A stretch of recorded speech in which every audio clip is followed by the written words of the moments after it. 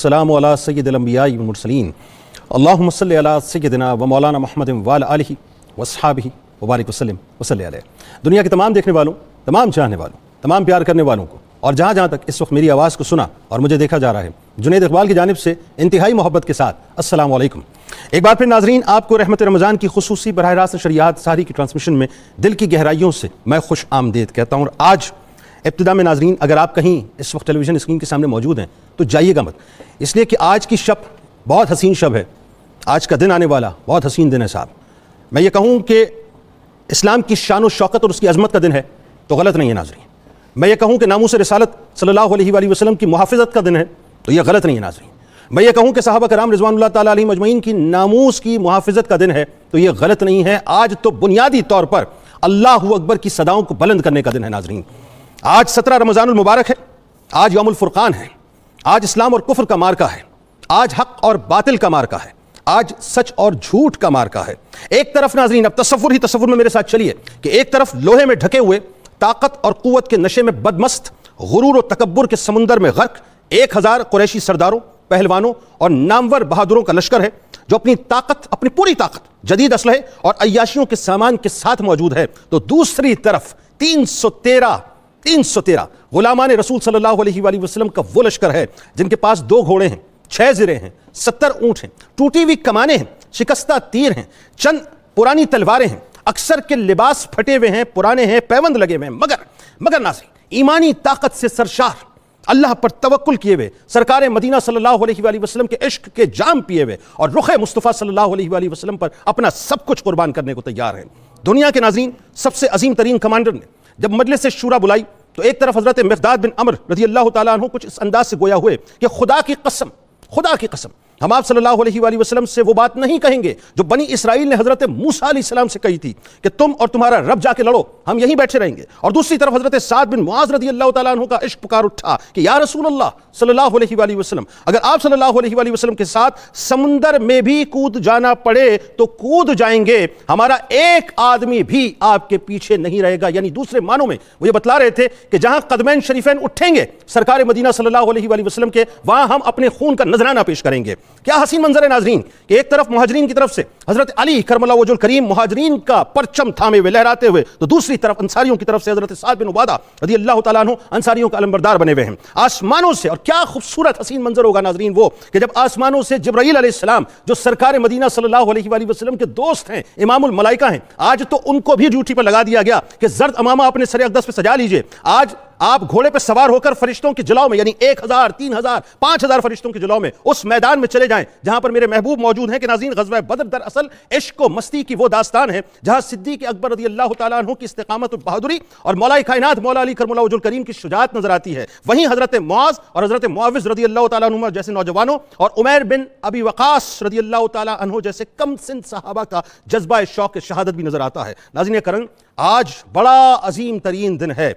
आज के दिन बदर का मैदान दुनिया की बेहतरीन फौजी हिकमत अमली का गवाह बनेगा। आज ही के दिन बदर का मैदान गैब की खबरें देने वाले नबी की शान बतलाएगा कि कुरैश के रईसों में फलां की लाश यहां गिरेगी, फलां की लाश वहां गिरेगी, फलां की लाश वहां गिरेगी। यानी गैब की खबरें देने वालों ने बता दिया बुनियादी तौर पे कि कौन कौन किस किस अंदाज से कहां कहां किस किस जगह वासिल जहन्नम होगा। कि खुदा की कसम नाज़रीन, दूसरे रोज जंग खत्म होने के बाद हर काफिर इसी जगह मरा पड़ा था जहां पर सरकार मदीना सल्लल्लाहु अलैहि वसल्लम ने निशानदेही फरमाई थी कि बदर का मकाम आज भी पुकार के कह रहा है कि दोस्ती सिर्फ अल्लाह और उसके रसूल सल्लल्लाहु अलैहि वसल्लम के लिए है और दुश्मनी भी सिर्फ अल्लाह और उसके रसूल सल्लल्लाहु अलैहि वसल्लम के लिए है। इसीलिए फिदा का अबी व उम्मी या रसूल अल्लाह सल्लल्लाहु अलैहि वसल्लम का ताज सजाने वाले हजरत अबू उबैदा रज़ी अल्लाह ताला अन्हु अपने वालिद जर्राह को, हजरत उमर फारूक रज़ी अल्लाह ताला अन्हु अपने मामू आस बिन हशाम को और हजरत मुसब रज़ी अल्लाह ताला अन्हु अपने भाई अब्दुल्लाह को वासिल जहन्नम करते हैं। और इसी तरह बहुत से सहाबा कराम रिज़वानुल्लाह ताला अलैहिम अजमईन ने अपने करीबी रिश्तेदारों को अपने हाथों से कत्ल करके गैरत ईमानी और मोहब्बत नबवी सल्लल्लाहु अलैहि वसल्लम की ऐसी मिसाल कायम कर दी नाज़रीन कि ला युमिनु अहदुकुम हत्ता अकूना अहब्बा इलैहि मिन वालिदिही व वलदिही वन नासी अजमईन का नाज़रीन यूं कहिए कि ताज अगर सही मानों पर किसी ने अपने सरों पर सजाया है तो वो सहाबा कराम रिज़वानुल्लाह ताला अलैहिम अजमईन हैं। आज का दिन नाज़रीन अल्लाह का अपने महबूब सल्लल्लाहु अलैहि वसल्लम से किए गए वादे का ईफा کا دن ہے بنیادی طور پہ. آج اسلام کی, مجھے کہنے دیجئے جملہ, کہ آج اسلام کی ناموس کی حفاظت کا دن ہے ناظرین. آج بنیادی طور پر سرکار مدینہ صلی اللہ علیہ وآلہ وسلم کی ناموس کی حفاظت کا دن ہے ناظرین. میں لیے چلتا ہوں آپ کو خانہ کعبہ میں. یاد ہے آپ کو موقع جس کو پڑھ کے, جس کو سن کے روح کانپ جاتی ہے, کہ جب سرکار مدینہ صلی اللہ علیہ وآلہ وسلم کی پشت اتھر پر اوجڑی رکھی گئی تھی ناظرین, تو اس وقت وہ تمام ملعون کھڑے ہوئے تھے. میرے سرکار نے ان کے خلاف دعا فرمائی. دعا کی قبولیت کا دن ناظرین آج ہے کہ جنہوں نے ناموس رسالت کی معاذ اللہ اس وقت بے خنی کرنے کی کوشش کی, رہتی دنیا تک اللہ تعالیٰ نے ان کو عبرت نشان بنا دیا کہ اپنے محبوب کی ناموس کی حفاظت میں ایسے کروں گا کہ وہاں ہاتھ اٹھے تھے یا بدر کے میدان میں ان کو واصل جہنم کر دیا گیا. آج بنیادی طور پہ ناظرین بالخصوص صدیق اکبر رضی اللہ تعالیٰ عنہ کی ناموس کی حفاظت کا دن ہے. عتبہ بن ربیعہ ملعون تشدد کرتا تھا, لیکن آج پیارے صدیق اکبر رضی اللہ تعالیٰ عنہ کی ناموس کی حفاظت خود قدرت نے فرمائی کہ اسے بھی واصل جہنم کر دیا. آج عبداللہ ابن مسعود رضی اللہ تعالیٰ عنہ کی ناموس کی حفاظت کا دن ہے ناظرین. یہ ابو جہل بال پکڑ کے تشدد کرتا تھا, معاذ اللہ چرواہا کہتا تھا. اللہ نے کیسا کام لیا کہ حضرت معاذ رضی اللہ تعالیٰ عنہ نے ایک حد تک تو اسے زخمی کر کے پہنچا دیا تھا اس امت کے فرعون کو, لیکن جب سانسیں باقی تھیں تو جا کر جو سر اتارا وہ کسی اور نے نہیں اتارا, جن کو وہ چرواہا کہہ کے پکارتا تھا, معاذ اللہ چرواہا کہتا تھا, انہوں نے جا کر جب اس کی تلوار ہاتھ سے لی تو تلوار نہیں دیتا تھا, تو پہلے آپ نے اس کے سر کو ٹھوکنا شروع کیا, تلوار لی, پھر اس کی گردن کو اتار کے سرکار مدینہ صلی اللہ علیہ وآلہ وسلم کی بارگاہ میں پیش کیا. تو آج عبداللہ ابن مسعود رضی اللہ تعالیٰ عنہ کی ناموس کی حفاظت کا بھی دن ہے. آج کے دن ناظرین قدرت نے اپنے محبوب صلی اللہ علیہ وآلہ وسلم کے لیے فرشتوں کو, جملہ کہنے دیجئے مجھے, ریڈ الرٹ کیا ہے, کیونکہ نبی کریم صلی اللہ علیہ وآلہ وسلم کی ناموس وہ ریڈ زون ہے جس میں داخلے کی کسی کو اجازت نہ دی جائے گی. آج ناظرین امت کے فرعون کے, ابو جہل کے واصل جہنم ہونے کا دن ہے.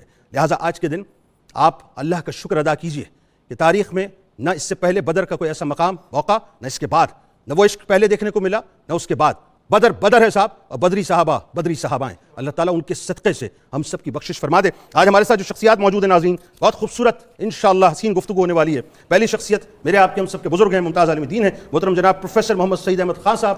دوسری شخصیت ممتاز اسکالر محترم جناب ڈاکٹر طاہر حمید تنولی صاحب. اور تیسری شخصیت ممتاز عالم دین محترم جناب پروفیسر بشارت صدیق ہزاروی صاحب. اور میرے دائیں جانب میرے بھائی بہت پیارے قوال, ممتاز قوال اپنے ساتھیوں کے ساتھ, ان کے لیے دعا بھی کیجیے ناظرین, ان کی صحت کے لیے بھی. کل یہ جو اچانک چلے گئے تھے, تھوڑی طبیعت کی خرابی تھی, اللہ تعالیٰ میرے اس بھائی کو صحت کاملہ عطا فرمائے. کمال پڑھتے ہیں جناب شیر میاں داد صاحب اپنے ساتھیوں کے ساتھ موجود ہیں. آپ تمام لوگوں کو السلام علیکم, خوش آمدید. اور آپ سب کو دل کی عطا گہرائیوں سے غزوہ بدر کی بہت بہت مبارکباد.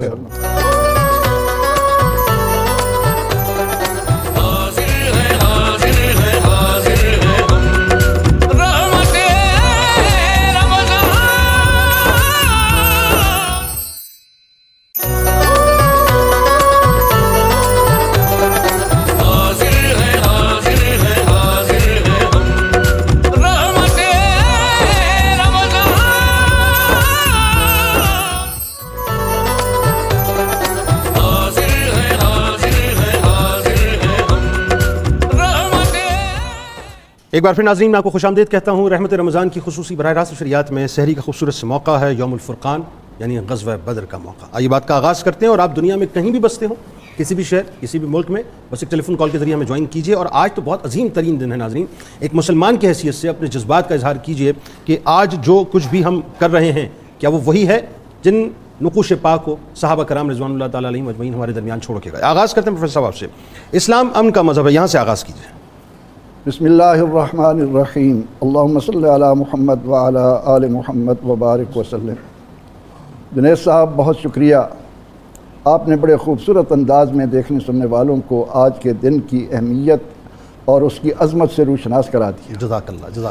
میں اپنی گفتگو کا آغاز اپنے ان بھائیوں بہنوں کے لیے جو اپنے آپ کو دانشور کہلاتے ہیں, مفکر کہلاتے ہیں, حکیم اور دانا کہلاتے ہیں, ان کے قلب و ضمیر پر یہ دستک دیتے ہوئے کہ خدا را اس پروپیگنڈے میں نہ آئیے جی قرآن میں یہ 26 آیات جو جہاد کے متعلق ہیں ان کو قرآن سے نکال دیا جائے.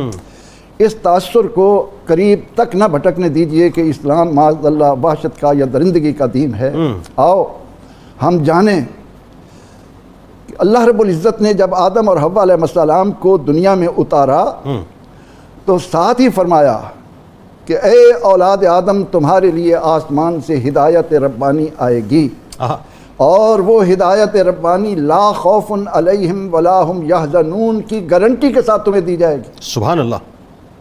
اب جب اس کا نزول ہوا اور اس ہدایت ربانی کو جس کے لیے قرآن نے کہا کہ وَنُنَزِّلُ مِنَ الْقُرْآنِ مَا هُوَ شِفَاءٌ وَهُدًى وَرَحْمَةٌ، وہ ہدایت ربانی جو سراپا شفا ہے، ہدایت ہے جس میں رحمت ہی رحمت ہے۔ سبحان اللہ۔ وہ ہدایت جو اولاد آدم کو بتاتی ہے کہ خلق لکم ما فی الارض جمیعا، دنیا کا سب کچھ تیرے لیے بنا ہے۔ اب اللہ تعالیٰ نے وہ ہدایت جن نفوس قدسیہ کے ذریعے اولاد آدم کو پہنچائی، اولاد آدم میں حوصلہ ہی نہ رہا اس کو سننے کا، صحیح، اور ان ہدایت لانے والوں کو یہ دیکھتے ہوئے کہ وہ نہ ہم سے مال طلب کر رہے ہیں، نہ ہماری جان کے لیے خطرہ بن رہے ہیں، نہ ہماری عزت و ناموس کو ان سے کوئی خطرہ ہے، وہ تو ایک للہیت کے ساتھ ہمیں ایک ایسی راہ پر چلانا چاہتے ہیں جہاں چاروں طرف سے رحمتیں نازل ہوں، سبحان اللہ، خوشیاں اور مسرتیں نازل ہوں۔ سبحان اللہ۔ لیکن تاریخ نے دیکھا کہ ان بیان کرنے والوں کے لیے کتنی زندگی اجیرن کر دی گئی۔ ما یاتیہم من رسول الا کانوا بہ یستہزئون۔ یہ ہدایت ربانی چلتی ہوئی جب اپنے جامعیت اور کاملیت کے عظیم نقطے پر پہنچی تو اللہ رب العزت نے اولاد آدم کو یہ ہدایت ایک ایسے انسان کی بدولت عطا کی کہ بھیج کر اعلان کر دیا وما ارسلناک الا رحمۃ للعالمین۔ سبحان اللہ، ماشاء اللہ، ماشاء اللہ۔ اعلان کر دیا کہ تمہیں یہ ہدایت جو مل رہی ہے یہ تمہاری دنیا اور عقبہ دونوں کو خوبصورت انداز میں سنوارنے کے لیے ہے۔ بے شک۔ مگر دنیا نے دیکھا کہ آپ صلی اللہ علیہ وسلم کے ساتھ 13 سالہ مکی زندگی میں اہل مکہ نے کیا سلوک کیا، کون سا وہ ظلم ہے جو آپ کے لیے روا نہیں رکھا گیا، کون سی وہ اذیت ہے کہ اس نفیس انسان کو، انسانیت کے سب سے بڑے محسن کو، انسانیت کے ساتھ سب سے بڑھ کر پیار کرنے والے کو، انسانیت کو وہ راستہ دینے والے کو جو بھلائی اور چاروں طرف سے خوشیوں اور مسرتوں سے گھرا ہوا ہے، آپ فرماتے ہیں کہ جو مجھے ایذائیں پہنچیں، جن راہوں سے مجھے تکلیفوں سے گزارا گیا، مجھ سے پہلے کسی اللہ کے نبی پر ایسی اذیت نہیں ہے۔ لیکن دنیا نے اس حقیقت کو جاننے کی بجائے ادھر نظر ہی نہ رکھی کہ نبی اکرم رحمت عالم صلی اللہ علیہ وسلم جو تعلیمات لائے ہیں وہ حق ہے۔ الحق یعلو ولا یعلا، حق غالب ہونے کے لیے آتا ہے، مغلوب ہونے کے لیے نہیں آتا۔ اس لیے جب یہ جہاد کا معاملہ آتا ہے تو کہتے ہیں کہ معاذ اللہ وحشت ہے، درندگی ہے۔ نہیں، قرآن کو اٹھا کر تو دیکھو، قرآن کہتا ہے قاتل الذین یقاتلونکم، ان کے مقابلے میں آؤ جو تم سے تمہاری زندگی کا جینے کا حق چھیننا چاہتے ہیں، ٹھیک ہے، جو تمہارے لیے زندگی گزارنا مشکل بنا دیتے ہیں۔ پھر جب تم ان کے مقابلے میں نکلو گے تو میری طرف سے یہ نوید جاں فضا آئے گی کہ وَلَقَدْ نَصَرَكُمُ اللَّهُ بِبَدْرٍ وَأَنْتُمْ أَذِلَّةٌ، میری مدد تمہارے ساتھ ہوگی۔ اور قَدْ كَانَ لَكُمْ آیَةٌ فِي فِئَتَيْنِ الْتَقَتَا، پھر رہتی دنیا تک دنیا غور کرے کہ یہ جو دو جماعتیں ملی تھیں، ایک باطل کی سرپرستی کے لیے آئی تھی، ایک حق کی بول بالا کے لیے آئی تھی، اللہ نے اس کو کیا غلبہ عطا فرمایا۔ تو ہمیں یہ ذہن میں رکھنا چاہیے کہ قرآن و سنت میں کہیں یہ مسلمان کو نہیں کہا گیا کہ تم معاذ اللہ انسانیت کا خون کرو۔ تمہاری ذمہ داری ہے کہ اس حق کو پھیلانے میں، لوگوں تک اوامر اور نواہی کے پیغامات میں جو رکاوٹ بنتے ہیں، اگر وہ تمہاری جان کے لیے خطرہ بنتے ہیں۔ کیا خوبصورت نظام ہے اسلام کا کہ جب مہینہ حرمت والے میں مشرکین کا ایک آدمی مارا گیا، عمر بن حضرمی، تو ایک طوفان کھڑا کر لیا مکے والوں نے، ان کو سب کچھ بھول گیا کہ انہوں نے مکہ میں کیا کچھ کیا۔ اللہ اکبر۔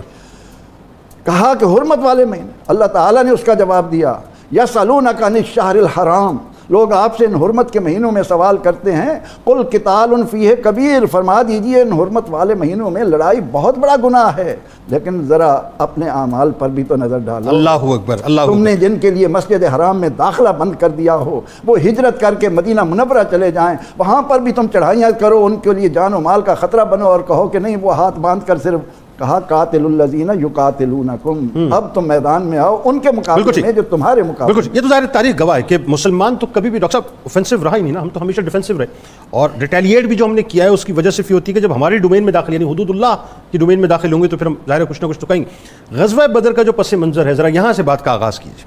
بسم اللہ الرحمن الرحیم۔ جناب صاحب بہت شکریہ۔ غزوہ بدر اتنا بڑا مارکہ ہے ہماری تاریخ کا ہی نہیں، تاریخ انسانیت کا، جس نے پوری انسانی تاریخ کے رخ کو پھیر دیا۔ یہ ایمان کے، اللہ کے وجود کے اور اللہ کی ہستی پر یقین کا ایک کمال منظر ہے. وہ علامہ نے کہا نا کہ صدق خلیل بھی ہے عشق, صبر حسین بھی ہے عشق, مارکہ وجود میں بدر و حنین بھی ہے عشق. تو یہ جو تعلق عشقی ہے اللہ کے ساتھ اور اللہ کے رسول کے ساتھ, اس کا ایک مظہر ہے غزوہ بدر. یہی وجہ ہے کہ غزوہ بدر کو دنیا بھر کے مفکرین نے تاریخ کا ایک ٹرننگ پوائنٹ قرار دیا. جیسے ڈیوڈ کولن ہے, بہت بڑا مستشرق ہے, آرمیز آف مسلم کانکویسٹ میں اس نے لکھا, مونٹگومری وارڈ نے محمد ایٹ مدینہ میں لکھا. جس کو بھی اٹھا کے دیکھیں وہ غزوہ بدر کو ایک ایسا محیر العقول واقعہ سمجھتے ہیں, دیکھتے ہیں, جس نے وہ نتائج دیے جن کی انسانی عقل توقع بھی نہیں کر سکتی. دیکھیں جس وقت آپ سے ہجرت فرما کر مدینہ طیبہ تشریف لے آئے, جتنے مظالم ان پہ ڈھائے گئے اسلام کے حوالے سے اہل ایمان پر, پروفیسر نے بڑی تفصیل سے اس پہ روشنی ڈالی. اب چاہیے یہ تھا کہ اہل مکہ سکون سے رہتے. ہجرت کے ساتھ ہی انہوں نے سازشیں شروع کر دیں مسلمانوں کو اذیت پہنچانے کے لیے, ان کے وجود کو ختم کرنے کے لیے. اس سے اندازہ کریں سعد ابن معاذ مکہ تشریف لے گئے, آپ طواف کر رہے ہیں, تو ابو جہل آپ سے ملا. تو ابو جہل نے کہا کہ سعد آپ لوگوں نے کیا کیا, جو معاذ اللہ العظیم ہمارے یہاں سے بھاگ کے گئے تھے جو لوگ, ان کو آپ لوگوں نے پناہ دے دی. اگر تم امیہ ابن خلف کے مہمان نہ ہوتے تو یہاں سے زندہ بچ کے نہ جاتے. سعد ابن معاذ نے فرمایا کہ تم نے جس طرح کی گفتگو شروع کی, اگر تم نے مجھے طواف سے روکا, ہم تمہاری وہ شارہ کاٹ دیں گے جو تمہیں حرم سے بھی زیادہ عزیز ہے. ظاہر ان کی تجارتی شارہ بالکل مدینہ طیبہ کے پاس, بالکل صحیح.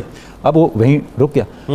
وہیں سے کیونکہ سعد ابن معاذ نے یہ جو جملہ کہا, یہ کیا تھا, یہ جملہ جو انہوں نے ارشاد فرمایا, انہوں نے دراصل قریش کو آئینہ دکھایا, ابو جہل کو آئینہ دکھایا کہ آپ کر کیا رہے ہو, مطلب تمہاری اوقات یہ ہے, اپنی اوقات میں وہ اس شارہ کو مسلمانوں کے خلاف پہلے دن سے استعمال کر رہے تھے. صحیح, کہ اس کے ذریعے سے ایسا بزنس, ایسی تجارتی ایکٹیویٹیز کریں, اتنا سرمایہ فراہم کریں کہ وہ سرمایہ پھر مسلمانوں کو ختم کرنے کے لیے, اس نئی نوزائیدہ ریاست کو متزلزل اور ختم صفاتی سے کرنے کے لیے استعمال کیا جائے. آگے چل کے گریجولی ایسے واقعات ہوتے چلے گئے جن واقعات نے غزوہ بدر کے لیے فضا ہموار کر دی. مثلا جس وقت یہ خبریں پہنچیں آپ صلی اللہ علیہ وسلم تک کہ وہاں پر یہ جو تجارت ہو رہی ہے, اہل مکہ اور قریش جو تجارت کر رہے ہیں, اس کے مقاصد بڑے سنگین ہیں اور بڑے مہلک ہیں. تو آپ نے کچھ صحابہ کی ڈیوٹی لگائی, 12 صحابہ پر مشتمل آپ نے ایک وفد بھیجا, ذرا جا کے اس پہ نظر رکھیں. وہاں سے ایک قافلہ جا رہا تھا, عمر بن الحضرمی اس کا ایک فرد جو تھا, اس قریش کے اس قافلے کے ساتھ مقابلے کی صورت میں اس قتل ہو گیا. وہ 2 آدمی گرفتار ہو گئے. جب وہ گرفتار ہو کے آئے تو آپ صلی اللہ علیہ وسلم نے اس پہ اظہار ناپسندیدگی فرمایا کہ رجب کا مہینہ تھا, یہ رجب 2 ہجری کا واقعہ ہے, اور آپ نے اس کی دیت بھی ادا فرما دی. لیکن اس کے اوپر ایک پروپیگنڈا شروع کر دیا قریش کے اندر. ساتھ قریش نے ایک دیکھیں جو سازشیں وہ کر رہے تھے ریاست مدینہ کے خلاف, یہ جو بات ابھی آپ نے کہی کہ اسلام ہمیشہ ڈیفینسو رہا ہے, اس کا ایویڈنس ہمیں ملتا ہے جب ہم پوری تاریخ کو سامنے رکھتے ہیں. ایک طرف وہ اپنی بزنس ایکٹیویٹیز کے ذریعے سے اس اسلامی معاشرے کے لیے, اسلامی ریاست کے لیے رکاوٹیں کھڑی کر رہے تھے, مشکلات پیدا کر رہے تھے. دوسرا, اگر کوئی اسلام کی قبولیت کی طرف آتا بھی تو وہ اس کے راستے روکتے. بالکل ٹھیک. جیسے ایک سردار عبدالقیس اسلام قبول کرنے کے لیے آ رہا تھا تو انہوں نے اس کو روک دیا. بالکل پروپیگنڈے اسلام کے خلاف مسلسل کرتے چلے جا رہے تھے. اس کے بعد کیا ہوا کہ ایک مکی سردار نے مدینہ پاک کے پاس ہی چراگاہ تھی, وہاں پہ حملہ کر دیا, اور ریاست مدینہ کے آپ صلی اللہ علیہ وسلم کے مویشی تھے ان کو وہ لے کے چلے گئے. یعنی اب ان کی جو دست درازیاں تھیں یہاں تک پہنچنے لگیں کہ اس نئی ریاست کی, اسلامی معاشرے کی, اسلامی ریاست کی سیکورٹی پر, اس کے دفاع پر, اس کے اثاثوں پر, اس کے افراد پر, ہر ایک کے لیے انہوں نے عدم تحفظ کا ایک ماحول فراہم کر دیا. یعنی وہ ایسے سے ایکسپینڈ کر رہے تھے, بڑھتے جا رہے تھے, خطرات بڑھاتے جا رہے تھے. وجہ یہ ہے کہ ان کا مقصد ہی اس نئے قائم ہونے والے معاشرے کو کلیاتاً ختم کر دینا تھا. اچھا, ان کو یہ خوف بھی تھا نا کہ یہاں یہ مستحکم ہو رہے ہیں, اگر مستحکم ہو گئے تو جیسے ہجرت حبشہ کے معاملات میں ان کے سامنے, ہجرت حبشہ جو پہلے ہوئی تھی اس کے ثمرات بھی تو ان کے سامنے کہ یہاں اگر ان کو تھوڑا سا وقت مل گیا. اب آپ دیکھیں 1 سال بھی نہیں گزرا تو یہ جو لوگ ہیں یہ تو ہمارے پوری کی پوری سوسائٹی کو کھا جائیں گے, ہمارے پورے نظریے کو, ہماری سوچ کو ختم کر دیں گے. اس کے بعد ایک پوری تیاری کے ساتھ انہوں نے ایک تجارتی قافلہ تیار کیا اور ابو سفیان کی قیادت میں اس کو بھیجا بزنس کے لیے, تاکہ اس سے جتنا مال آئے اس کو ہم خرچ کریں اور اس کے پورا اختیاری کے ساتھ ہم مدینے پہ جا کے 1000 اونٹ تھے, 50,000 دینار کے قریب تقریباً. اب اچھا, یہ تو شام کی طرف گیا تھا, شام کی طرف, یہ تو بات کی بات ہے جب وہ قافلہ جا رہا تھا. یعنی دیکھیں مکہ والوں کا اسلام کی دشمنی میں جوش و خروش کا یہ عالم تھا کہ عورتوں نے اپنے زیورات تک دیے, ایسا ہی اپنے سارے اثاثے ابو سفیان کے حوالے کر دیا. بلکہ میں تو روایتوں میں بھی پڑھا تھا ڈاکٹر صاحب کہ وہ کم و بیش پورے مکے والوں کی تھوڑی بہت انویسٹمنٹ ہر ایک کی تھی, سب امٹ کے نکل آئے تھے. اب وہ جو انویسٹمنٹ وہ مکہ کی خوشحالی کے لیے نہیں تھی, وہ اسلام دشمنی میں تھی. اسلام دشمنی میں تھی. اب جب وہ قافلہ واپس آیا, اب اس قافلے کی نگرانی یہ جو ریاست مدینہ تھی اس کی اسٹیٹ رسپانسبلٹی تھی, لہذا آپ صلی اللہ علیہ وسلم نے ایک اس کے لیے ایک بھیجا, ایک چھوٹا لشکر بھیجا اس کی نگرانی کے لیے. اب اس کے اوپر ابو سفیان نے میسج بھیج دیا ابو جہل کو مکہ کو کہ میرے اوپر محمد صلی اللہ علیہ وسلم کے جو لشکر حملہ ہونے والے تو آپ اس کا اہتمام کریں, مجھے بچانے کے لیے کوشش کریں. وہاں سے پھر ان کی پوری تیاریاں ہوئیں اور تیاریوں کے ساتھ وہ آگے, باوجود اس کے کہ ابو سفیان راستہ بدل کے واپس پہنچ چکا تھا, انہوں نے کہا کہ اب ہم نے جنگ کرنی ہے. اچھا, ابو سفیان رضی اللہ تعالیٰ عنہ اس وقت تک ایمان نہیں لائے. ٹھیک ہے, اور میرا خیال ہے اس میں یہ بھی ملتا ہے کہ بعد میں انہوں نے کمیونیکیٹ بھی کیا تھا کہ ابھی اب تم لوگ مت آؤ. وہی میں عرض کر رہا ہوں, انہوں نے راستہ بدل لیا نا. جب ان کو پتہ چل گیا کہ جو معروف راستہ ہے اس پہ مسلمان بیٹھے ہوئے ہیں میری نگرانی کے لیے, تو انہوں نے اپنا راستہ بدل لیا. جب راستہ بدل کے وہ محفوظ طریقے سے نکل گئے اس خطے سے, اس علاقے سے, تو انہوں نے میسج دیا لشکر قریش کو کہ اب میں خطرے سے نکل آیا ہوں, آپ واپس چلے جاؤ. اب اچھا, وہاں پر بھی جب نئی مشاورت ہوئی, اب وہاں پر بھی وہ لوگ تقسیم ہو گئے. ٹھیک ہے, اس میں اگر میں ایک جملے میں کہوں وقت کا میں, تو یہ ساری جنگ فی الحال ابو جہل کے تکبر اور حضرمی کے انتقام کی جنگ. ایگزیکٹلی, مطلب اس نے اگنیٹ کیا, اس نے کہا کہ نہیں یہ تو اب ہو کے ہی رہے گا. صرف 2 لوگ تھے, ایک عمر الحضرمی جو قتل ہوا تھا اس کا قبیلہ تھا, بالکل ٹھیک, ان کا انتقام تھا اور اس کا تکبر تھا, ورنہ بڑے بڑے لوگ کہہ رہے تھے کہ اب جنگ کی عتبہ تک نے مشورہ یہ دیا تھا کہ مت جاؤ, وہ بھی یہ کہہ رہا تھا مت جاؤ. اچھا, اب بات کو تھوڑا سا آگے بڑھاتے ہیں, اور پروفیسر صاحب اب ذرا یہ تو ایک نقشہ بڑا خوبصورت اس وقت ڈاکٹر صاحب نے کھینچا, اور پروفیسر صاحب نے کیا اسلام کا جو ایک فیس ہے وہ کلیئر کیا کہ صاحب ہم پسند لوگ ہیں, ریٹیلیٹ کرتے ہیں, لیکن وہی بات ہے ہمیں تنگ کرو گے تو ظاہر ہم بات تو کریں گے. اچھا, اب اس میں سوال یہ پیدا ہوتا ہے کہ جو اب یہ لشکر وہاں سے چل پڑا, مدینے سے جو مسلمانوں کا لشکر اب نکلتا ہے, ظاہر ہے اس کی ایک شان و شوکت ہے. میں چاہتا ہوں ذرا اسی تسلسل میں آپ بیان کیجیے. بسم اللہ الرحمن الرحیم والصلاة والسلام علی سید الانبیاء والمرسلین. جنید بھائی, 12 رمضان المبارک کو یہ 313 افراد کا قافلہ روانہ ہوا. ٹھیک ہے, چونکہ جس طرح ڈاکٹر صاحب نے بیان کر دیا کہ جنگ کے ارادے سے چونکہ نکلے نہیں تھے, تو اس سے پہلے مشاورت ہوئی. جب وہ 1000 قافلے کی آمد کی اطلاع ملی تو نبی علیہ السلام نے صحابہ کرام سے مشاورت کی. سب سے پہلی گفتگو حضرت سیدنا صدیق اکبر رضی اللہ تعالیٰ عنہ نے کی, پھر حضرت سیدنا فاروق اعظم رضی اللہ تعالیٰ عنہ نے گفتگو کی, اس کے بعد حضرت مقداد بن عمرو رضی اللہ تعالیٰ عنہ کی گفتگو جس کی طرف آپ نے اشارہ فرمایا, پھر حضرت سعد بن معاذ رضی اللہ تعالیٰ عنہ ان کی گفتگو ہوئی. جب ان کی آپ نے اس میں انٹرو میں بڑے دل نشین انداز سے اس کو بیان کر دیا. ایک جملہ اس میں جو, لیکن آپ کلام فرمائیں, آپ کی زبان سے زیادہ میں اس میں ایک جملہ ضرور عرض کروں گا. انہوں نے عرض کیا, یا رسول اللہ صلی اللہ علیہ وسلم, اگر آپ آج ہی جنگ شروع کر دیں تو ہم آپ کے ساتھ ہیں, اس پر ہماری کوئی ناراضگی نہیں, ہم وہ کارنامے دکھائیں گے کہ آپ کی آنکھیں ٹھنڈی ہو جائیں گی. سبحان اللہ, سرکار کی آنکھیں ٹھنڈی کرنا چاہتے ہیں, واہ واہ, آنکھیں ٹھنڈی ہو جائیں گی, واہ واہ واہ, تو ہم آپ کے ساتھ ہیں. آپ دریا میں سمندر میں داخل ہو جائیں, ہم گھوڑوں کو سمندر میں داخل کر اللہ اکبر, رکیں گے نہیں. اب جب یہ قافلہ روانہ ہوا اس ایمان افروز گفتگو کے بعد, اور حضور کی دعائیں سمیٹی صحابہ کرام نے, جب یہ روانہ ہوا تو صورتحال یہ تھی کہ 70 اونٹ تھے, 2 گھوڑے تھے, 6 زریں تھیں, 8 شمشیریں تھیں, کسی کو زنگ لگا ہوا, کسی کی دستی ٹوٹی ہوئی, کسی نیزے کی انی ٹوٹی ہوئی, ایک کھجور 2 صحابہ کو دی گئی, کسی کے بدن پر قمیض نہیں تھی, کوئی پاؤں سے برہنہ تھا, جس کو تلوار نہیں ملی اس نے درخت کی شاخ اور توڑ کر ہاتھ میں پکڑ لی. یہ معجزات سنانے ہیں لوگوں کو بعد میں ہم نے انشاءاللہ. یہ قافلہ شوق جب روانہ ہوا تو حضور صلی اللہ علیہ وسلم نے ان کے لیے دعا فرمائی کہ یا اللہ, یہ میں تیری بارگاہ میں لے کر آ رہا ہوں. تو وجدان کہتا ہے کہ جواب آیا کہ وہ جو اٹھا کر لا رہے ہیں وہ چھوڑ کر جائیں گے, یہ آپ کے غلاموں کو ہی ملے گا. اور وہی صورتحال ہوئی. اب ایک سواری اور 3 سوار نبی علیہ السلام نے تقسیم کر دی.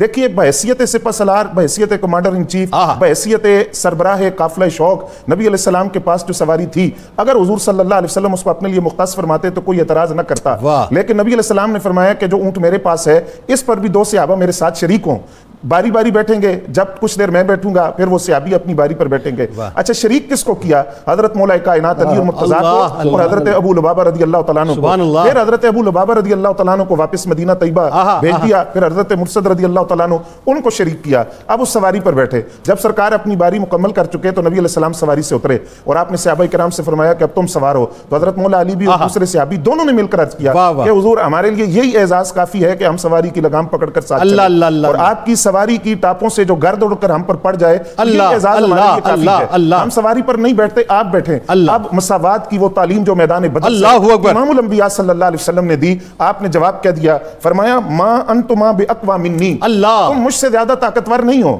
دوسری بات فرمایا وما انا اغنا عنکما عن الاجر, اور یہ بات بھی نہیں کہ تمہیں اجر کی ضرورت ہے اور مجھے اجر کی ضرورت ہے, اس لیے فرمایا کہ سواری پر تم بھی بیٹھو گے اور میں پیدل چلوں گا, وہ اجر جو باقیوں کو ملے گا وہ مجھے ملے, اور تم مجھ سے زیادہ طاقتور نہیں ہو. یعنی آپ کی بات سے یہ بات سمجھ آئی کہ دنیا بھر کے جتنے بھی سپہ سالار ہیں ان کو first army chief of Islamic state نے, اگر میں یہ کہوں تو غلط نہ ہوگا, first army chief of Islamic state نے یہ پیغام دیا ہے. بالکل, یہ مساوات کا پیغام ہے. جی, اور یہاں سے فتح کی بنیاد رکھی گئی کہ فتح کے اندر کیا چیزیں کارگر ہوتی ہیں.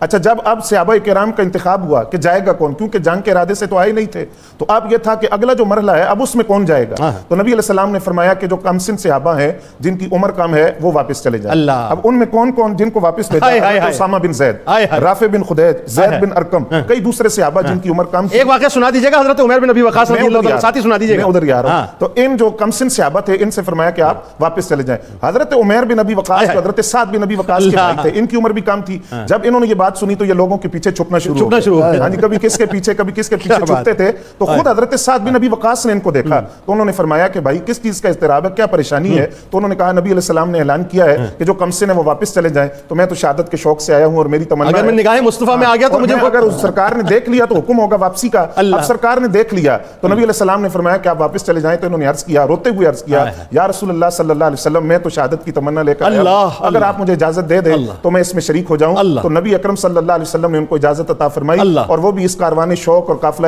محبت کا حصہ بنے اور میدان بدر کے اندر. اللہ اکبر. بس یہاں سے کنٹینیو کریں گے انشاءاللہ. ناظرین کرام، غزوہ بدر آپ یہ سمجھ لیجئے کہ اب ہم آپ کو بدر کے میدان کے قریب لے آئے ہیں انشاءاللہ، اور روحانی طور پہ آپ نے ہمارے ساتھ رہنا ہے. آج کہیں نہیں جانا آپ نے. آپ دیکھیے گا انشاءاللہ کہ جو گفتگو آج آپ سنیں گے آپ کی روح کو بڑی انشاءاللہ تسکین ملے گی.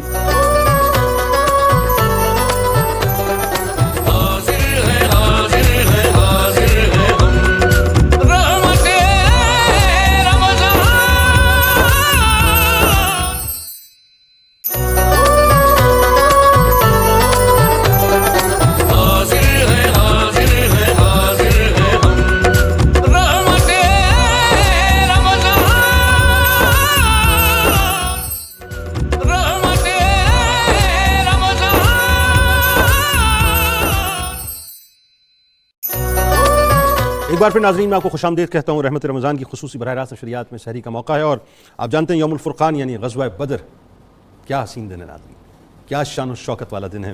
اور ماشاءاللہ ہمارے اسکالرز نے ہمیں میدان کربلا کے قریب تو پہنچا دیا. اب آپ ہمیں وہ رات بھی بتائیے جس رات میدان بدر کے قریب بھی پہنچا دیا. میدان کربلا بھی میری زبان سے جو نکلا صحیح تو نکلا. بدر کا تو تسلسل کربلا ہے. بات یہی ہے نا، کربلا بھی بدر ہے اور بدر بھی کربلا ہے. اچھا جی، تو بتائیے اب ذرا اس میدان میں ہوا کیا؟ سرکار علیہ السلام کی دعائیں. اب اس میدان میں دو تہذیبیں ٹکرائی ہیں، دو نظریات کا آپس میں مقابلہ ہے. ایک طرف نظریہ ہے کہ ایک جماعت پوری تندہی کے ساتھ قیامت تک آنے والی نسل انسانی کو بتانا چاہتی ہے کہ کامیابی کے سارے راز نقش مصطفیٰ کو پیشانی پر لگا لینا ہے، اور دوسری جماعت چاہتی ہے کہ نہیں، غلامی محمد سے ہم نے تمہیں دور کرنا ہے. اللہ، یہ قافلہ جس شان سے چلا ہے اس کو ذرا اس رنگ میں بھی دیکھیے کہ وہ کیا کہہ رہے ہیں. یا رسول اللہ صلی اللہ علیہ وسلم، تعال اللہ، یہ شیوا ہی نہیں ہم با وفاؤں کا، اللہ پیا ہے دودھ ہم نے غیرت مند ماؤں کا. نبی کا حکم ہو، نبی کا حکم ہو تو پھاند جائیں ہم سمندر میں، جہاں کو محو کر دیں نعرہ اللہ اکبر. اللہ اکبر. قطع کلام کی معذرت صاحب، یہ لشکر ساری دنیا سے انوکھا تھا، نرالا تھا. اس لشکر کا افسر کالی کملی والا تھا. وہ جو بات آپ مجھ سے پوچھنا چاہ رہے ہیں وہ میں یہ عرض کر رہا ہوں کہ لشکر آ گیا ہم نے سامنے، جگہ کا انتخاب ہو گیا، لیکن صحابہ کرام رضوان اللہ علیہ مجمعین کی جو سب سے بڑی آرزو اس وقت یہ ہے کہ آقا علیہ السلام کو گزند نہ ہو، آپ کے لیے عریش بنایا جاتا ہے. مولا کائنات فرمایا کرتے کہ لوگ یہ کہتے ہیں کہ علی بہادر ہے، علی نے میدان بدر میں اتنے آدمیوں کو مارا، درمیان تقریباً 20-22 آدمی، اگر 70 ہیں تو ان میں 40 کے قریب آپ نے مرحب کو، ابن عبد ود کو. لیکن علی کہتا ہے اے دنیا والو، صدیق اکبر جیسا بہادر کوئی نہیں. علی، مولا کائنات یہ آپ کیسے فرما رہے ہیں؟ فرمایا کہ جب بدر کے میدان میں نبی رحمت صلی اللہ علیہ وسلم کے لیے عریش ایک جگہ بیٹھنے کی تیار کی گئی تو اس وقت ہمارا کلیجہ منہ کو آتا تھا کہ کون ہوگا ایسا جانثار جو رسول اللہ کا پہرا دے گا، جو رسول اللہ کے ساتھ اس عریش پر رہے گا. تو اس موقع پر صدیق اکبر رضی اللہ عنہ کا انتخاب ہوا کہ یہ آپ کے ساتھ ہوں گے. اور پھر آپ صلی اللہ علیہ وسلم نے ساری صورتحال کو دیکھتے ہوئے ساری رات اللہ کے حضور دعاؤں میں گزاری. آپ صلی اللہ علیہ وسلم کی زبان پر آتا اللہم انجزنی ما وعدتنی، اے اللہ تو نے جو مجھ سے وعدہ کیا ہے میں تیری مخلوق کو انسانیت کا حسن دینا چاہتا ہوں، میں ان کو دین و دنیا کی کامیابیاں دینا چاہتا ہوں، اور اس کامیابی کے لیے جو حق کا پرچم لے کر میں نکلا ہوں، اے اللہ تو نے اس کے لیے جو میرے ساتھ وعدہ کیا ہے اس کے پورے کرنے کا وقت آ گیا اللہ ہے۔ اکبر۔ اے اللہ آج اگر یہ چند نام لیوا تیرے نبی کے شہدائی، میں اس جماعت کو رسول اللہ کا فدائی کہتا ہوں، آہا، کیونکہ دین کی روح ہی بمصطفیٰ بے رساں خیشرا کے سبحان اللہ سبحان اللہ سبحان اللہ۔ وہ منظر پیش ہو رہا ہے بدر میں کہ ایک ایک لشکر کا فرد نبی رحمت صلی اللہ علیہ وسلم پر اس طرح جان لٹانے کے لیے آج میدان بدر میں کھڑا ہے کہ باپ سامنے آیا تو اس کی پرواہ نہیں، بیٹا آیا تو اس کی پرواہ نہیں، ماموں آیا تو اس کی پرواہ نہیں، یہ سارے رشتے ہیچ ہیں۔ نبی رحمت صلی اللہ علیہ وسلم چونکہ مقصود کائنات ہیں، نبی اکرم رحمت عالم صلی اللہ علیہ وسلم اللہ سے ہم کلام ہوئے، دعائیں کیں، اور اس کے بعد اگلا مرحلہ دیکھیے کہ آپ آ کر اس چھوٹے سے لشکر کو، تھے ان کے پاس 2 گھوڑے، 6 زرہیں، 8 شمشیریں، بدلنے آئے تھے یہ لوگ دنیا بھر کی تقریب۔ اللہ کیا بات ہے، سبحان اللہ سبحان اللہ۔ آپ صلی اللہ علیہ وسلم نے آگے بڑھ کر نشانات لگانے شروع کیے، فرمایا اے اہل ایمان، ابو جہل یہاں گرے گا، ابو البختری یہاں گرے گا، عتبہ یہاں گرے گا، شیبہ یہاں گرے گا، امیہ بن خلف کا یہاں خاتمہ ہوگا۔ سیدنا فاروق اعظم رضی اللہ عنہ فرماتے ہیں کہ میرے آقا علیہ الصلاۃ والتسلیم نے جو نشانات لگائے بدر کے تتمے پر، حق کا بول بالا، جس کو یریدون لیطفئوا نور اللہ بافواہہم واللہ متم نورہ ولو کرہ الکافرون۔ کاش آج کی مسلم دنیا کو قرآن کا یہ راز سمجھ آئے کہ دامن مصطفیٰ سے چمٹے بغیر، دامن رحمت میں آئے بغیر وہ کہیں کہ دین و دنیا کی جو پاکستان کا تصور دے رہا تھا، اس نے کہہ دیا تھا کہ محمد سے وفا تو نے تو ہم تیرے ہیں، یہ جہاں چیز ہے کیا لوح و قلم تیرے ہیں۔ بدر کے اندر جانثاران مصطفیٰ صلی اللہ علیہ وسلم پہلا نقش یہ ثبت کر رہے ہیں کہ رسول اللہ صلی اللہ علیہ وسلم کے لیے جان تک حاضر ہے، اور آپ نے واضح کر دیا کہ اللہ نے کامیابی تمہارے مقدر میں لکھ دی ہے۔ نشانات لگ گئے، اور اس کے بعد اللہ کے نبی علیہ السلام کی دعا کا تو یہ عالم تھا کہ آپ پر جو کپڑا تھا بار بار گر جاتا تھا، صحابی اٹھا اٹھا کر اس پر رکھتے تھے۔ یہ بھی ایک سبق تھا کہ اللہ سے لو ٹوٹنے نہ پائے۔ آئے ہائے ہائے، مدد تو اسی کی آنی ہے، مدد اسی کی، کیونکہ اس کا اعلان ہے لَأَغْلِبَنَّ أَنَا وَرُسُلِي، میں اور میرا رسول غالب رہیں گے۔ بے شک، بات آگے بڑھا دیں، عزت والے رسول ہی، عزت اللہ کے لیے ہے اور اس کے رسول۔ بے شک ایسا ہی۔ ڈاکٹر صاحب اب بڑا اہم مرحلہ ہے، اور وہ مرحلہ ہے جنگی حکمت عملی کا پڑاؤ ڈالنے کا جو سجیشن ہے، انٹیلیجنسیا جو ہے، یہ سرکار علیہ السلام نے جو حکمت عملی اختیار کی ہے، میرا خیال ہے تاریخ ایسی نظیر پیش نہیں کر سکتی۔ بتائیے جی جنید صاحب، بالکل غزوہ بدر میں جب ہم آپ صلی اللہ علیہ وسلم کی حکمت عملی کو دیکھتے ہیں، یہ اتنی جامع ہے اور اتنی مؤثر ہے، وار کالجز میں، ملٹری آپریشنز میں کے لیے آج بھی اس کو بطور ایک سیمپل کے، ایک آئیڈیل کے، ایک نمونے کے، ایک مثال کے اسٹڈی کیا جاتا ہے۔ ہماری پاکستانی افواج میں باقاعدہ پڑھایا جاتا ہے، سیمپل کیس اس کو دیکھا جاتا ہے کہ کس طرح سے اتنے چھوٹے سے لشکر نے پورے قریش اور پورے مکہ کا جو پورا پاورفل فورسز آئی ہوئی تھیں ان کو تہس نہس کر کے رکھا۔ مطلب اس وقت کی سپریم پاور آپ سے سپریم پاور آئی تھی، کوئی یعنی مادی لحاظ سے تو کچھ نہیں بنتا نا۔ وَلَقَدْ نَصَرَكُمُ اللَّهُ بِبَدْرٍ وَأَنْتُمْ أَذِلَّةٌ، قرآن مجید کہہ رہا ہے بدر میں تمہاری کیا حیثیت تھی؟ اذلہ کا مطلب ہے بالکل ہی گئے گزرے تھے اور اللہ نے تمہیں غالب کر دیا۔ تو اس کے اندر کیا ہوا آپ دیکھیں جنید صاحب کہ آپ صلی اللہ علیہ وسلم کی حکمت عملی جو ہے فرام ویری فرسٹ ڈے کام کر رہی تھی۔ جب وہاں سے چلے وہ لوگ، پورا لشکر ابو جہل کے ساتھ چلا، پیغام پہنچا ابو سفیان کا، تو ان کے یہ فیصلے ہونے شروع ہوئے اب ہم جنگ معطل کر دیں۔ اس قافلے کے اندر بھی ایسے لوگ موجود تھے جو آپ صلی اللہ علیہ وسلم کے ساتھ ہمدردی رکھتے تھے۔ وہیں پہ دو ان کے جو قبیلے تھے، قبیلہ بنو عدی اور قبیلہ زہرہ، واپس چلے گئے۔ ٹھیک ہے، اب خلفشار پیدا ہو گیا ابو جہل کے لشکر کے اندر۔ اب اس پیچ و تاب کے اندر جب وہ واپس گئے، بنو ہاشم کو مخاطب کیا ابو جہل نے، یہ دو تو چلے گئے، پتہ نہیں آپ بھی ہمارے ساتھ ہیں کہ نہیں، دل تو مجھے لگتا ہے آپ کے محمد صلی اللہ علیہ وسلم کے ساتھ ہے۔ وہیں سے طالب بن ابی طالب کی قیادت میں ایک گروہ پھر واپس چلا گیا، اس کی ان باتوں سے تنگ آ گئے۔ پھر بہت سے ایسے لوگ تھے جنہوں نے ابو جہل کو کہا کہ یہ جنگ ہمارے لیے لاقت لے کے آئے گی۔ میں آپ کو الفاظ بتا رہا ہوں ان کے، وہ یہ کہتے تھے ابو جہل آپ ہمیں محمد سے لڑنے نہیں لے کے جا رہے، خدا سے لڑنے لے کے جا رہے ہو، خدا سے لڑنے لے کے جا رہے ہو۔ یہ کون لوگ تھے؟ حکیم بن حزام تھے۔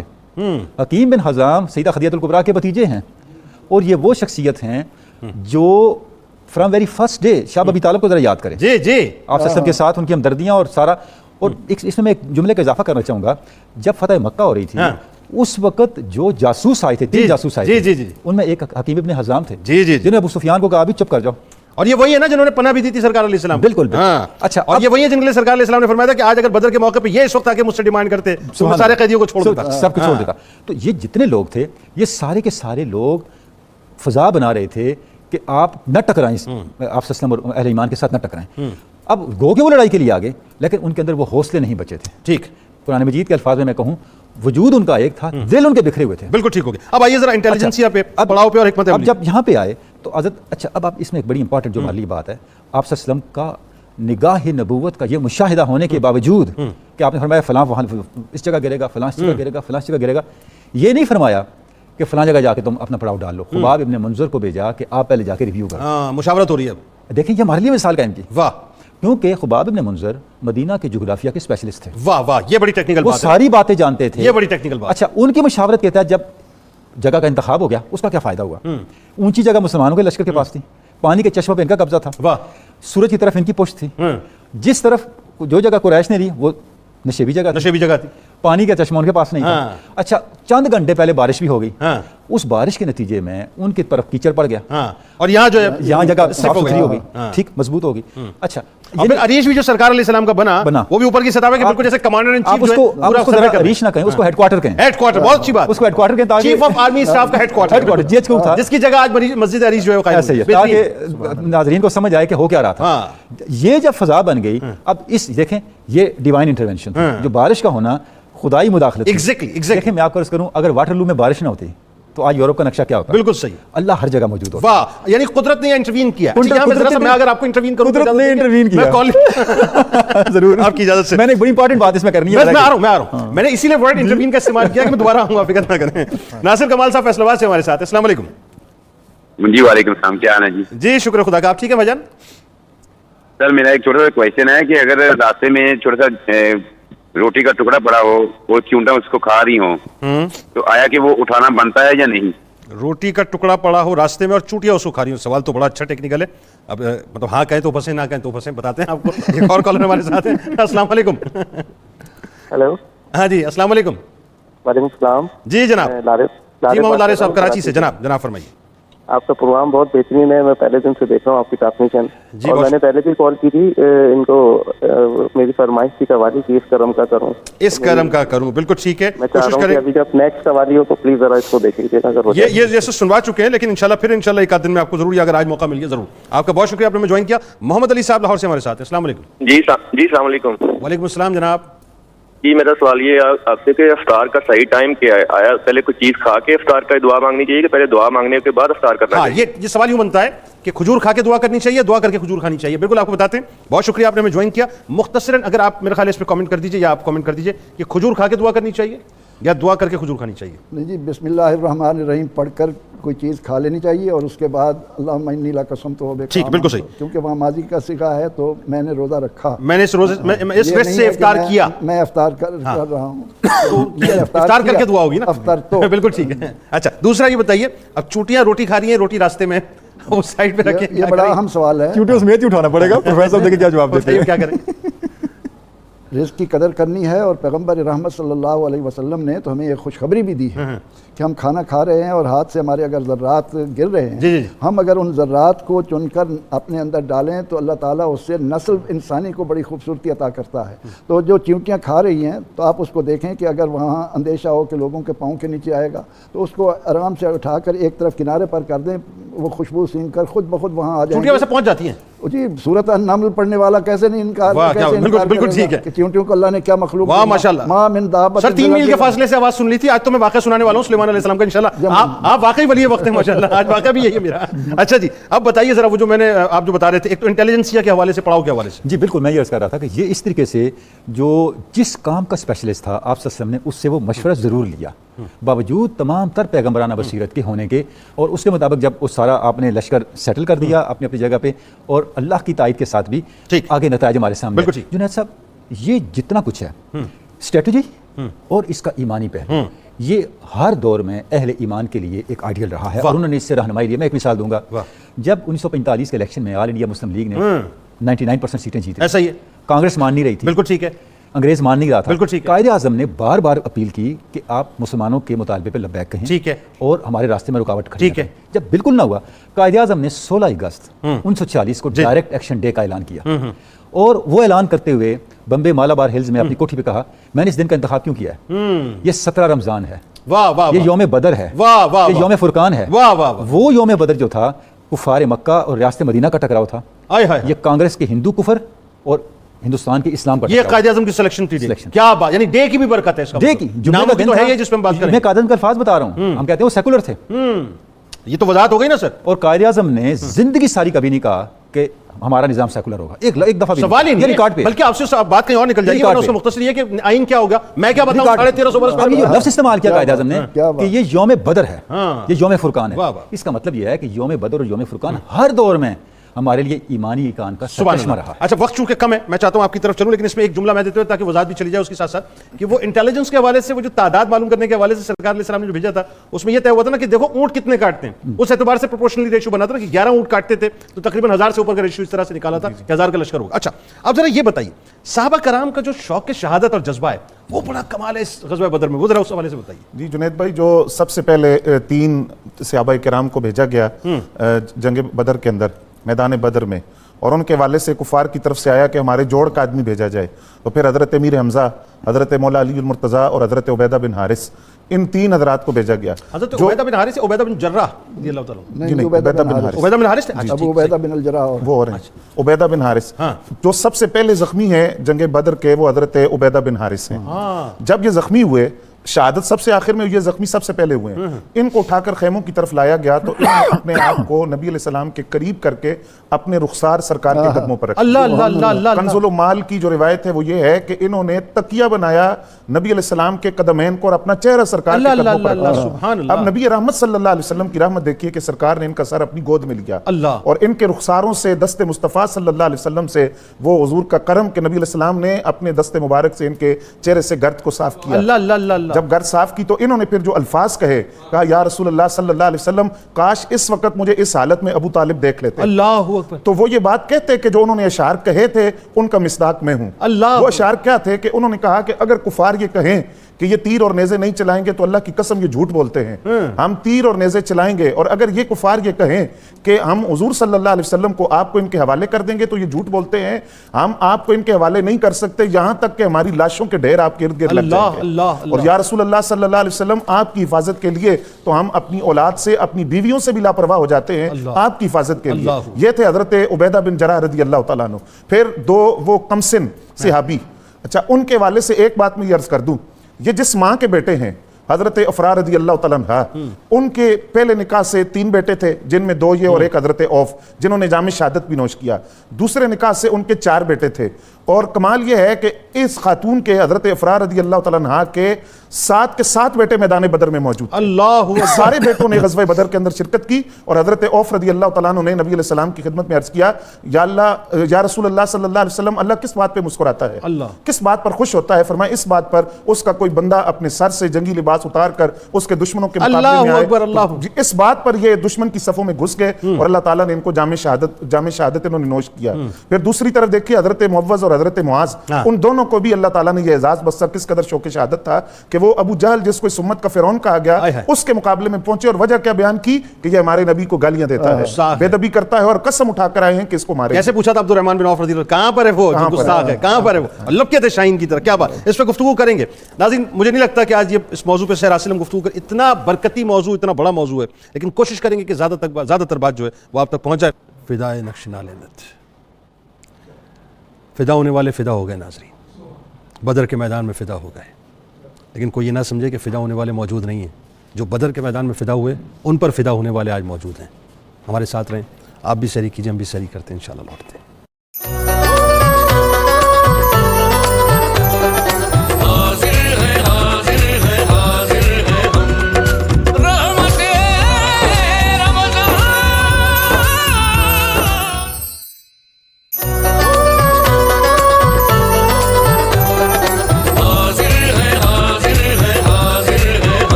ایک بار پھر ناظرین میں آپ کو خوش آمدید کہتا ہوں. رحمت رمضان کی خصوصی براہ راست نشریات میں سحری کا موقع ہے اور غزوہ بدر پہ یعنی یوم الفرقان پہ بات ہو رہی ہے. جی پروفیسر صاحب یہ بتائیے، اب وہ موقع ہے کہ جہاں نبی کریم صلی اللہ علیہ وآلہ وسلم کی گریہ ازاری ہے اور فرشتوں کا نزول ہے. حضور نبی اکرم رحمت عالم صلی اللہ تعالی علیہ وسلم چونکہ اللہ کی برہان بن کر آئے، آپ کے بعد کوئی ہدایت ربانی آسمان سے نہیں آنی، کوئی نبی نہیں. آپ اس طرح دعا فرماتے فرماتے یہاں تک پہنچتے ہیں کہ اے اللہ، آج اگر یہ تیرے چند نام لیوا مٹ گئے تو زمین پر تیری عبادت نہیں کی جائے. اللہ اکبر. آپ صلی اللہ علیہ وسلم اس الہا زاری کے ساتھ دعا کر رہے ہیں اور پھر فوراً اس کے ثمرات جو ہمیں نظر آتے ہیں.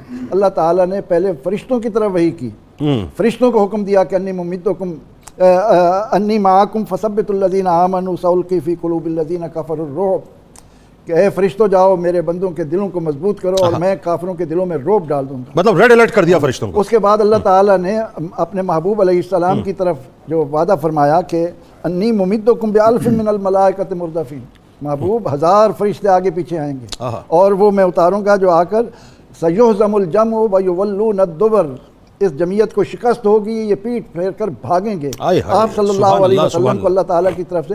اور پھر ہم دیکھتے ہیں کہ جب وہ جنگ کا تتمہ ہوتا ہے، 70 مارے جاتے ہیں، 70 قیدی بنتے ہیں. ایک صحابی آ کر عرض کرتے ہیں یا رسول اللہ صلی اللہ علیہ وسلم، ہم جب میدان جنگ میں کفار سے جنگ کر رہے تھے تو ایک آواز آتی تھی اقدم حیزوم اقدم حیزوم اقدم حیزوم، یہ کیا تھا؟ حضور علیہ السلام نے فرمایا کہ حیزوم جبریل کے گھوڑے کا نام ہے، آج وہ بھی تمہارے ساتھ آ کر سبحان اللہ سبحان اللہ. کمال بادی صدیق اکبر رضی اللہ تعالیٰ عنہ سرکار نے جب فرمایا یہ دیکھو جبرائیل امی بھی آ گئے جو زرد امامہ پہنے ہوئے گھوڑے پہ سوار ہیں.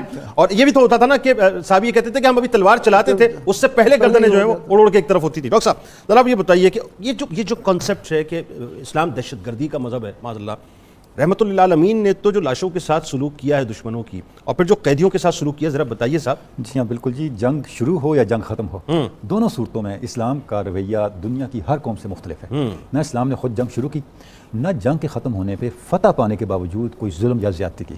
تو اس کا مظاہرہ ہمیں غزوہ بدر کے اندر بھی نظر آتا ہے. قیدی جب گرفتار ہوئے تو صحابہ خود بھوکے رہتے تھے، ان کو کھانا کھلاتے تھے، خود تکلیف میں رہتے تھے، ان کو راحت میں رکھتے تھے. اور یہی نتیجہ تھا، یہی سبب تھا کہ وہ ان میں سے کتنے مسلمان ہوئے. اور جب فدیے کا معاملہ آیا، جو غریب لوگ تھے جو فدیہ نہیں دے سکتے تھے، ان کا فدیہ ریاست کی طرف سے دیا گیا. اور پھر ان کو یہ فیسلٹی بھی دی گئی کہ اگر وہ پڑھے لکھے ہیں تو علم پھیلا دیں، یہ ان کے فدیے کا بدل ہو جائے گا. اور صدیق اکبر رضی اللہ تعالیٰ عنہ کی تجویز تھی، ان کی تجویز تھی. عمر فاروق کی تجویز الگ عمر تھی. فاروق رضی اللہ تعالیٰ ان کے قیام شان تھی.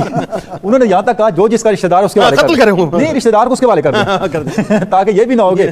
لیکن سیدنا عمر فاروق ابوبکر صدیق کی تجویز قبول ہے.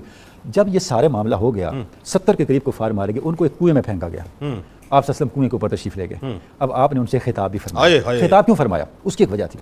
جس وقت یہ لشکر مکہ سے چلا تھا، ابو جہل سرداروں کے ساتھ بیت اللہ میں گیا، غلاف کعبہ کو پکڑ کے ابو جہل نے ایک دعا کی تھی کہ اے اللہ جو حق پہ ہیں ان کو فتح دے اور جو جھوٹے ہیں ان کو خائب و خاص اور تباہ و برباد کر. اور وہ گئے. آپ نے فرمایا ہے شیبہ، ہے اتبا، ہے فلاں، ہے فلاں، کیا تم نے اللہ کا وعدہ سچا پا لیا؟ ہاں دیکھ لیا، ہم نے تو اللہ کے وعدے کو سچا پایا. یعنی جو آپ نے دعا کی تھی ہو گئی نا پوری. حضرت عمر فاروق نے فرمایا یا رسول اللہ آپ ان سے کلام فرما رہے ہیں، یہ سنتے ہیں؟ آپ نے فرمایا یہ اسی طرح سنتے ہیں جس طرح تم سنتے ہو، تم ان سے زیادہ نہیں سنتے، بس یہ جواب نہیں دے سکتے. تو یہ اب آپ دیکھتے چلے جائیں ایک ایک سٹیپ جو ہے غزوہ بدر کا، وہ اپنے اندر 20 معانی رکھتا ہے. اچھا سر ایک اور بات یہ آپ ذرا اس پہ کلام فرمائیے کہ یہ بھی کیسی رحمت کی بات ہے کہ سرکار علیہ السلام نے جانوروں کے بھمبوڑنے کے لیے دشمنوں کی لاشوں کو کھلی فضا میں نہیں چھوڑا. یہ بتائیے نا ذرا. بات یہ ہے دیکھیں اسلام میں قبر کا تصور ہے نا، قبر کیوں کی جاتی ہے؟ بنیادی طور پہ میت کے احترام کے لیے، تاکہ اس کی توہین نہ ہو، اس کی ستر پوشی ہو، اس کو ڈانپا جائے. تو جو کفار کا جو مقتولین بدر کے کا تھا ان کے مستحق تھے، اسی طرح سے ان کو کنویں میں مٹی میں ڈال دیا گیا اور پردے میں کر دیا. صرف امیہ بن خلف جو ہے چونکہ بہت موٹا تھا وہ اور اس کا پیٹ پھٹ گیا تھا تو وہ نہیں ڈل پایا، باقی سب کچھ جو ہے وہ ڈال دیا. یعنی یہاں بھی دشمنوں کی لاشوں کو بھی سرکار علیہ السلام نے اپنی رحمت سے نوازا، کرنے سے روکا، ان کی توہین سے روکا. اور ایک مثال کہیں اسلام کی جنگ کا جو قانون ہے وہ ہر لحاظ سے حقوق انسانی کا اور انسانی حرمت کا قانون ہے، اور اسلام کا ایک میں پیغام ہے انسانیت کے لیے. بالکل ٹھیک کہ بقا اسی قانون کو بالکل. اچھا حضرت اب یہ بتائیے ذرا سا بدر کے اندر وہ جو ایک عشق کے ہمیں واقعات نظر آتے ہیں جہاں حضرت قتادہ رضی اللہ تعالیٰ عنہ، حضرت عکاشہ رضی اللہ تعالیٰ عنہ، حضرت اسلمہ رضی اللہ تعالیٰ عنہ، ذرا وہ واقعات بتائیے لوگوں کو. جی جنید بھائی، اس غزوہ بدر کے اندر حضور صلی اللہ علیہ وسلم کے بہت سے کمالات اور معجزات کا ظہور بھی دیکھا جس کو محدثین نے بیان کیا، جن میں سے ایک تو یہ ہے کہ حضرت قتادہ رضی اللہ تعالیٰ عنہ کی آنکھ کا جو ڈیلا تھا وہ باہر نکل آیا. وہ اس کو ہاتھ پر رکھ کر بارگاہ رسالت میں آپ صلی اللہ علیہ وسلم میں حاضر ہوئے. یا رسول اللہ صلی اللہ علیہ وسلم آپ اس کو واپس اس کی جگہ پر لگا دیجیے. اب دیکھیے ایک ذہن میں بات آتی ہے، کوئی آئی اسپیشلسٹ ہے، آنکھ کا وہ کوئی ماہر امراض چشم کا ڈاکٹر ہو، اسپیشلسٹ ہو، لیکن حضور صلی اللہ علیہ وسلم کی بارگاہ میں حاضر ہوئے اس عقیدے کے ساتھ کہ آنکھ کوئی طبیب بھی لگا دے گا لیکن جو دست مصطفیٰ سے اس کو ٹھنڈک نصیب ہوگی، جو روشنی نصیب ہوگی، وہ ڈیلا جب لگا دیا سرکار دو عالم صلی اللہ علیہ وسلم نے تو حضرت قتادہ رضی اللہ تعالیٰ عنہ فرماتے ہیں دیکھتا تو پہلے بھی تھا، لیکن جب سرکار دو عالم صلی اللہ علیہ وسلم کے ہاتھ سے دوبارہ وہ ڈیلا لگا تو پہلے سے زیادہ دکھائی دینے لگا۔ اور یہ آنکھ وہ تعارف بنی کہ عمر بن عبدالعزیز رضی اللہ تعالیٰ عنہ کی بارگاہ میں نعمان بن قتادہ رضی اللہ تعالیٰ عنہ نے حوالہ دیا تھا کہ یہ آنکھ جو تھی سرکار علیہ السلام نے لگائی تھی۔ جی بالکل اسی طرح حضرت عکاشہ بن محصن رضی اللہ تعالیٰ عنہ، ان کی جب تلوار ٹوٹ گئی، وہ نبی علیہ السلام کی بارگاہ میں حاضر ہوئے تو نبی علیہ السلام کی ہاتھ میں ایک چھڑی تھی، آپ نے وہ ان کو دی اور فرمایا یہ لے جاؤ۔ وہ فرماتے ہیں وہ چھڑی جب میں نے پکڑی تو وہ تلوار بن گئی، لوہے کی بڑی مضبوط اور ایک لمبی تلوار بنی۔ اس کے ساتھ میں غزوات کے اندر جنگوں میں شرکت کرتا رہا، یہاں تک کہ حضرت سیدنا صدیق اکبر رضی اللہ تعالیٰ عنہ کے دور میں طلحہ اسدی کے خلاف جو لشکر گیا اس میں وہ شریک ہوئے اور جام شہادت نوش کیا۔ اس وقت تک وہ جو چھڑی تھی وہ تلوار کی شکل میں رہی۔ میں دوسری بات جو بدری صحابہ کے فضائل نبی اکرم صلی اللہ علیہ وسلم نے فرمایا کہ اللہ تعالیٰ نے بدری صحابہ کی طرف خاص توجہ فرمائی اور فرمایا اعملوا ما شئتم، تم جو چاہے عمل کرو، اللہ تعالیٰ نے تمہارے لیے جنت کو واجب کر دیا ہے اور تمہاری بخشش فرما دی ہے۔ دوسری روایت کے اندر یہ الفاظ ہیں کہ حضرت جبریل امین حاضر ہوئے اور عرض کیا یا رسول اللہ صلی اللہ علیہ وسلم بدری صحابہ کے بارے میں آپ کی کیا رائے ہے؟ فرمایا میں ان کو سارے صحابہ میں افضل سمجھتا ہوں۔ حضرت جبریل امین نے عرض کیا کہ ہم فرشتوں میں ان فرشتوں کو افضل سمجھتے ہیں جو میدان بدر میں شریک ہوئے۔ تیسری روایت یہ ہے نبی علیہ السلام نے میدان بدر میں کھڑے ہو کر فرمایا یہ بات، فرمایا ایک بچہ نومولود پیدا ہوا، 40 سال وہ دین پڑھتا رہا، علم حاصل کیا، پھر اس کی ساری زندگی اس طرح گزری کہ اس نے کوئی نافرمانی نہیں کی، معصیت میں کوئی لمحہ نہیں گزارا، یہاں تک کہ وہ عمر کی انتہا کو نہیں پہنچا۔ فرمایا اس رات کو نہیں پا سکتا جو بدر کے اندر صحابہ نے گزاری ہے۔ اللہ اکبر۔ اور میرا خیال ہے اس موقع پہ ہم حضرت عثمان بن عفان رضی اللہ تعالیٰ عنہ کو بھی نہ بھولیں کہ ان کو بھی یہ شرف نصیب ہوا۔ بالکل وہ بدری صحابہ میں شامل ہیں اور خود ان کی خواہش تھی کہ حضور میں شریک ہونا چاہتا ہوں اور وہ اجر جو بدری صحابہ کو ملے گا، تو نبی علیہ السلام نے وعدہ فرمایا کہ آپ مدینہ میں رہیں، سیدہ رقیہ کی تیمارداری کریں، وہ اجر جو صحابہ کو میدان بدر میں جا کر ملے گا اللہ تعالیٰ آپ کو یہاں عطا فرمائے گا۔ بہت شکریہ آپ تینوں، اب آپ کا تشریف لائے۔ ناظرین کرام، غزوہ بدر پہ آج پروگرام تھا، میں اب آپ کو